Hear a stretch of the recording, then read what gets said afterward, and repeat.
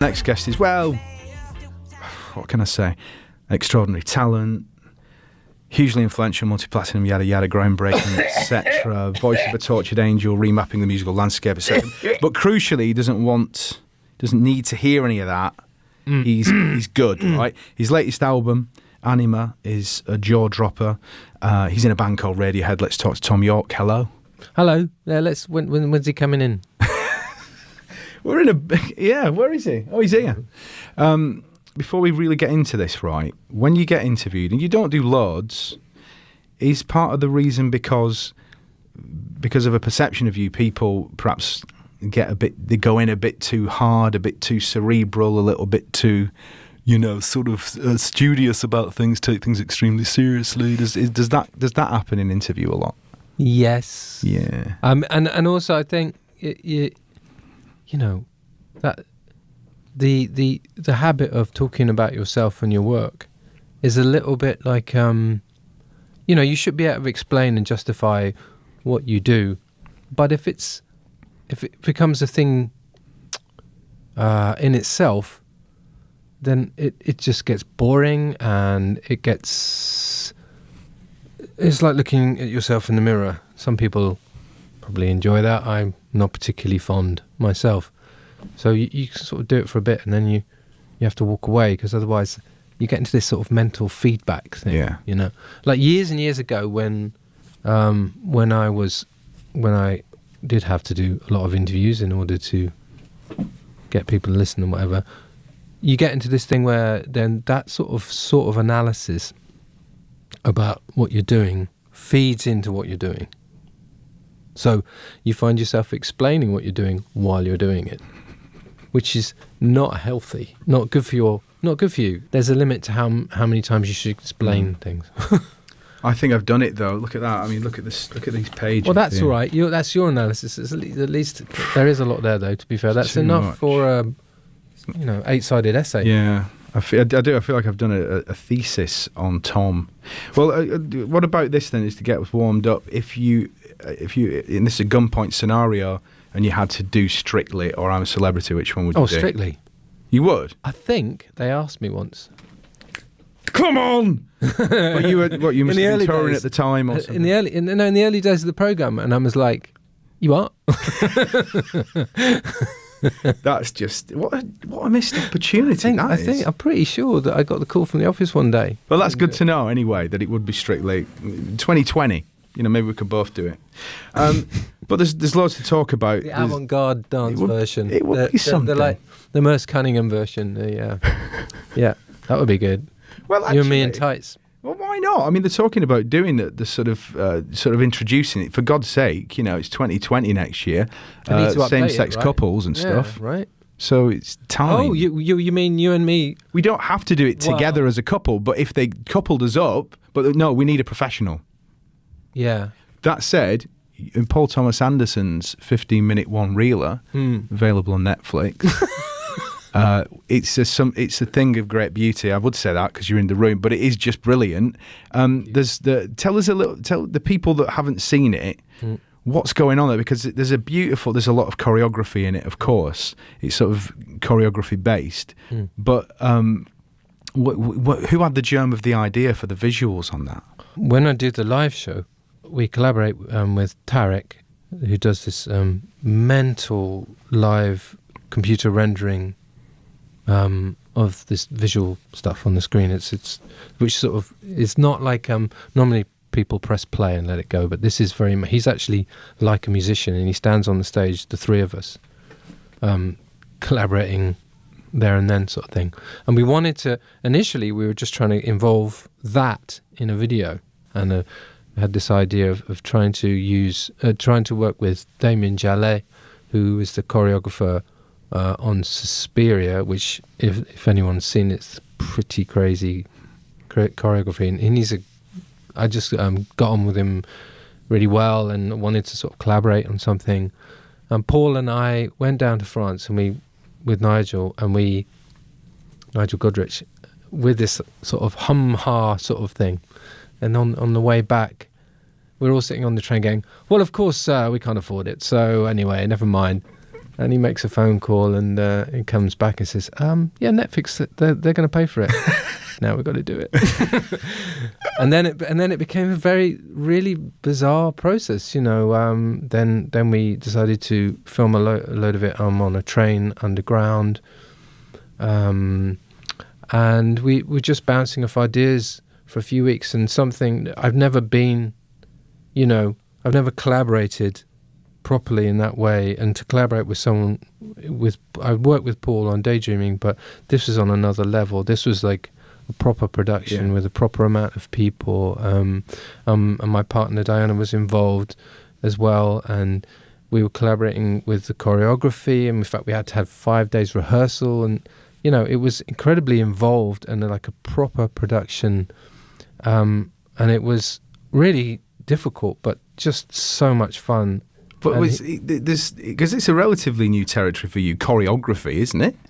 I mean, you know, because there's a beautiful sequence on the train, as you describe, where it's just such a lovely idea. You see people nodding off on the train, and then waking up, and then sort of putting their hand on the face, and you make a dance out of it. But we had to nail it. We had like, me and Diana had 3 days to nail it before we went out there.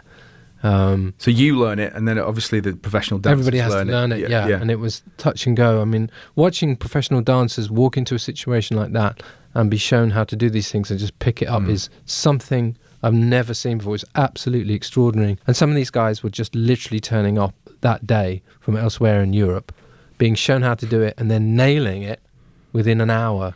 It's I've never seen anything like it. It's like a musician reading music, I suppose, isn't it? It was like an orchestra. You know, they work like an orchestra works. But for me, you know, standing in front of Paul saying, "Was that all right? I don't know. Was that all right?" He was amazing because he made it all completely normal when it really, really wasn't. That's the other thing. There's lovely little bits of the sequence where there's a sort of almost a Buster Keaton-esque element to your character. There's a haplessness to it, a comedic element to it. Do you feel like doing a bit, you know, sitcom work, something like that? No. It's hard, isn't it? The problem is as soon as my mouth, you know, if I'm silent, I probably get away with it. But that was Paul's trip. But I think really was this Buster Keaton thing. He was convinced that I could do this sort of Buster Keaton thing because he could really hear it in the music, because it was like a derivation of the dance ideas that we were having. But he said, you know, he really wanted it to be funny but I mean, it was really strange for me because I'm on one side of the camera doing this stuff and I don't think I'm funny at all, and then I'm watching it back going, that's really funny. But that's me. That doesn't make sense. You know, like a third person removed. Yeah, but who I was seeing on the screen was like not me. It was like somebody else. It was mental. Check it out if you haven't seen it. It's brilliant. I mean, this is the thing, right? People seem to connect to the most vulnerable part of you. Like as an artist, you know, if you want invincibility, you might go to Queen or something like that, or to Kiss, you know, but they come to you for something completely different. And in general, it's a vulnerability. Do you sometimes, and this is not a flippant question, do you sometimes wish you were Gene Simmons instead of Thom Yorke? It doesn't have to be specifically Gene, but that's an interesting choice. Not my first choice. But do you know what I mean by that? Like, there's a different weight that's carried from having to be somebody who's the fun-time rock star, as opposed to what you bring to it, which seems to be a bit... What do you mean I'm a fun-time rock star? You are a fun-time rock star, without question. But, you know, that people might not always know that from what they're listening to. Is that a weight sometimes you think, I wish I didn't have to carry that? I don't feel like I bother carrying that. I mean, I think some of what we do is really funny. Some of it's like gnarly. Some of it's really angry. I mean, the only time I do feel like that, vulnerable, I guess, is when in order to write music, you make yourself vulnerable. If you're not making yourself vulnerable when you're writing music, then you're just making yourself into some sort of weird caricature. You're just copying something. So that's one thing. But the other thing is you know, doing the ANIMA film was I couldn't really make myself any more vulnerable than that, you know. Suddenly I'm doing something I don't basically know how to do. So, and you no idea how if it's going to work or not. But at the same time, that's the gig to me. That's the whole point. So that is out of the comfort zone, and that takes us to the music as well, of course, because that's, you sort of made that a thing. Let's be honest. You know, you the first three albums are fantastic, sort of classic in the classic canon of rock guitar music albums, and then there's the Volt Fass.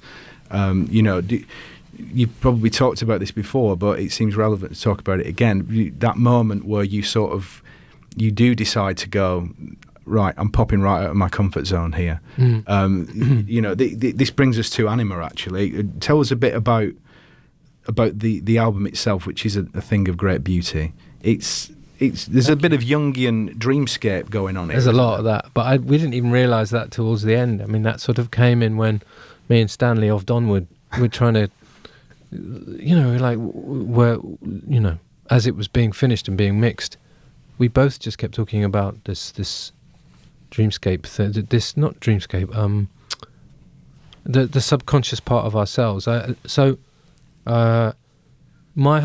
I realised, the first time I sat down with Paul, he said, "Okay, then, in one line," as they do, these Hollywood types. Elevator pitch. Okay, Thom. pitch it.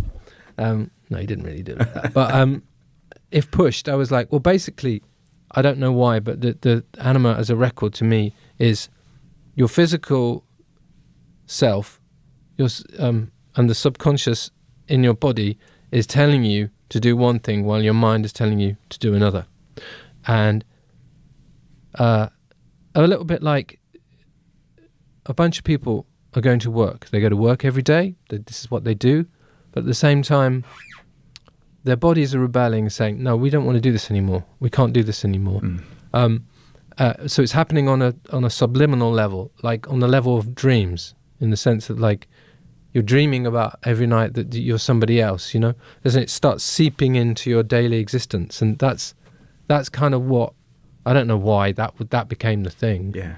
I don't know. Something emergent from the subconscious. Yes, but then, you know, I think a lot of it is a reflection of just where we're at the moment, where we all are going through the motions of our daily existence, but at the same time, you know, what we're watching with Brexit and so on is like implosion, and we somehow have to sort of correlate the two. And that's what I mean about, like, our bodies are probably saying, run, run, but we can't. Well, I was reading something I think you just a few days ago were talking about anxiety. I mean, that's always been a sort of thrumming undercurrent of a lot of your material from OK Computer onwards, this idea of, you know, the technology that we rely on isn't necessarily our friend, for instance. You could say that, but, you know, there are other... That was a very different era then. Yeah, well, though. 22 years ago, everything's changed in such a colossal way. I mean, but back then, even 20 years ago, 30, 40 years ago, certainly, we had so much to rely on, didn't we? We had government, we had scientists that we believed, we had institutions, we had jobs for life and things. Is this part of the stuff that you're trying to sort of sort of communicate through the music, that kind of anxiety? Is that what we're talking about? Yeah, but not consciously. I mean, I think that's just where it ends up. And, you know, a lot of the time if I'm really honest, you know, a lot of these songs were born out of doing live shows, you know. I'd be lying if I said it was a conscious decision, so I will talk about this.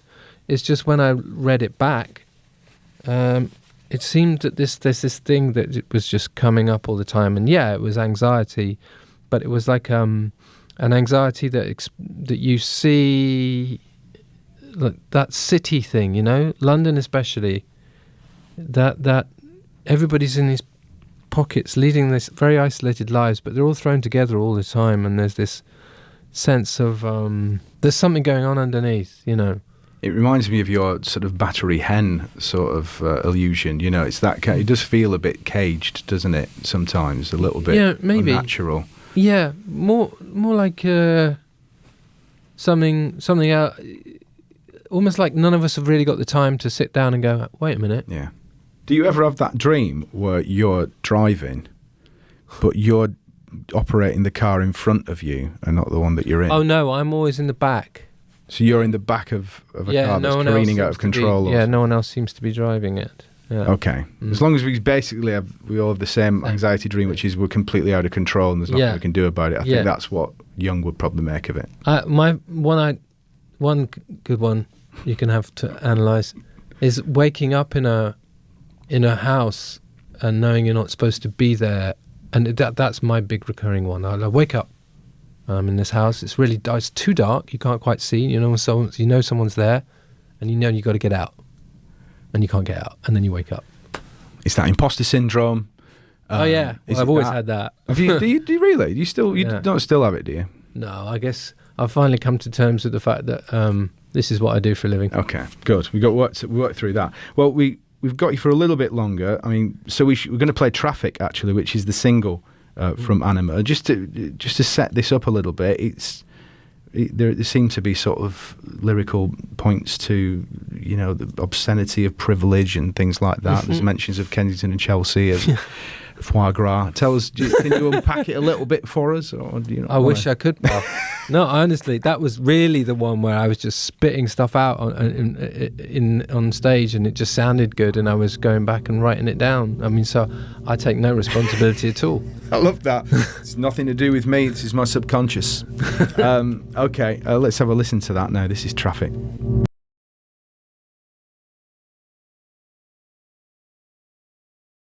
And we've got part 2 of our chat with Thom Yorke coming up next on my little show. I can't take no more, man. Ben in concert says, Thom Yorke, I can hear the reverence in your voice, Shaun. It's great to hear such a nice, thoughtful and creative voice on your show. Brackets, for a change. Greatly enjoyed chat. Thanks for that. Backhanded compliment, if ever there was one. Our very own Georgie Rogers and her brother Chris are listening whilst doing DIY. And I don't think there can be any better accompaniment to DIY than my interview, ladies and gentlemen, with Thom Yorke. It's like peaches and cream, ladies and gentlemen. That's what it is.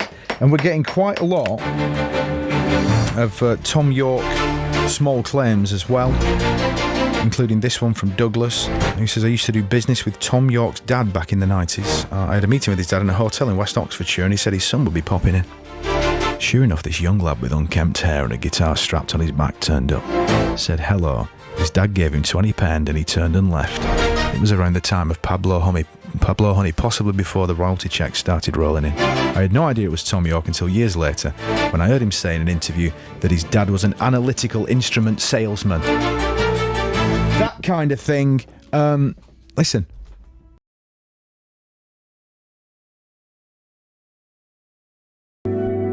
Okay, so on the Dawn chorus from the album. Oh yeah, it's quite old. It's got quite a long gestation, that song. It didn't really make sense until now. But well, this is what they think, because the first line is back up the cul-de-sac. Cul-de-sac is French for a dead end. With these opening lines, Yorke states that the main character in the song is heading nowhere in life and will continue to do so. Wrong. Unlike Videotape from In Rainbows, which focuses on accepting death and leaving a legacy, Dawn chorus seems to do the opposite. If you could do it all again implies unrest or denial with the way your life went. Completely wrong. See, so that's interesting, isn't it, as an exercise? Don't listen to Genius.com, because they don't really know what they're talking about. Pseudo-psychology. It's hackery of the worst order. What do you seek out, right? Because what do you seek out when you listen to music? I guess I'm trying to fish for a little bit here is people have an expectation, that your music's quite that there's it's actually groovy. There's a soul to it. You can dance to it, but there's a depth to it, definitely. But there's that seriousness that people sometimes bring to it. What do you look for sometimes when you're listening to music? Are you always looking to be challenged, or sometimes do you just think, I'm going to put Living on a Prayer on? That wouldn't be my first choice. Like Kiss? No, No, that's a difficult question. I know, it's annoying, isn't it? Yeah, I listen to stupid music, thanks. Okay. But I don't want to be challenged all the time. No, I think there's you have two hats on. You got one that's like, oh really? How did they do that? Which is an important thing, because it's like it's your job, and if you hear something, you think, wow, how did they get to that point, or what was the, that's inspiring, so that's good. But then there's other things where, Pressure Drop by Toots and the Maytals. I never ever get bored of that song. It's like, and it's maybe simple, but the spirit behind it is the thing, and it's just a thing of deep joy, so sometimes you just want that. Yeah. And it's 3 chords all the way through. I'm fine with that. Yeah. It's stuff that gets you in your body instead of in your brain, I suppose, isn't exactly. it? There's always that kind of yin and yang of it, isn't yeah, it? like Neuer, where they play the same note for 10 minutes. Nothing wrong with that. They do it so beautifully. Yeah. And you mentioned actually Billie Eilish, because I think you and your daughter went to watch her. My kids are pretty mad on her as well. Yeah. And you were saying, I mean, I know that people just say stuff and then it all gets jumped on, but one of the only sort of interesting new things around. Do you think there is a? Yeah, that's misquoted. Yeah, I'm sure it was. I actually, what I meant was like, I was really happy that her and her brother are being given the freedom to do what they want, and no one's jumping on them. Yeah. They really are doing what they want, and because she's being herself, people are into it. It's like, yeah, that's what it is. Remember. No, but that's it, innit? It's like, without sounding like Statler and Waldorf and like two old geezers, I'll tell you what, not like him, Martin. Rubbish. I'll tell you what. Rubbish. He can't properly sing, Without that, is there a bit of a problem with technology now and social media and Instagrammable nature of things that we do have to worry about as a society, not just the young and the old, all together we have to come together and go, enough's enough. This is getting massively out of hand now. Algorithms taking over, artificial intelligence. What are we going to do, Tom? I'm looking to you to tell me. Well, there's nothing wrong with a nice algorithm when it's used correctly. Well but said. Good old-fashioned algorithm. Nothing wrong with a good algorithm.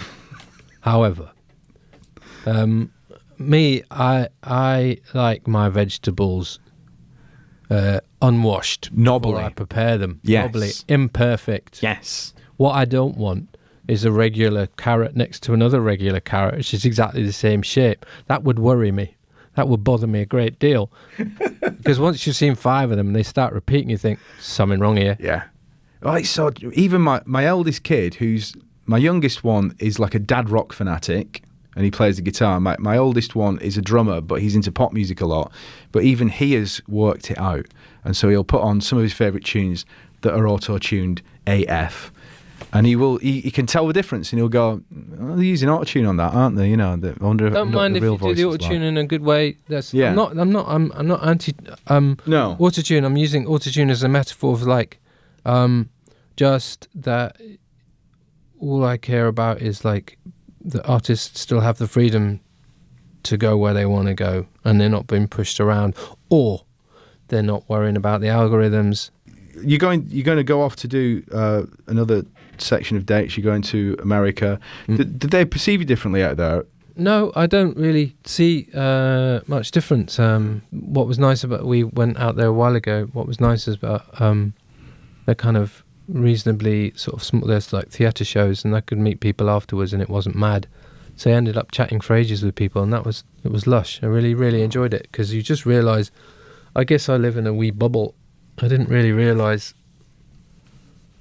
that we still have effect on people.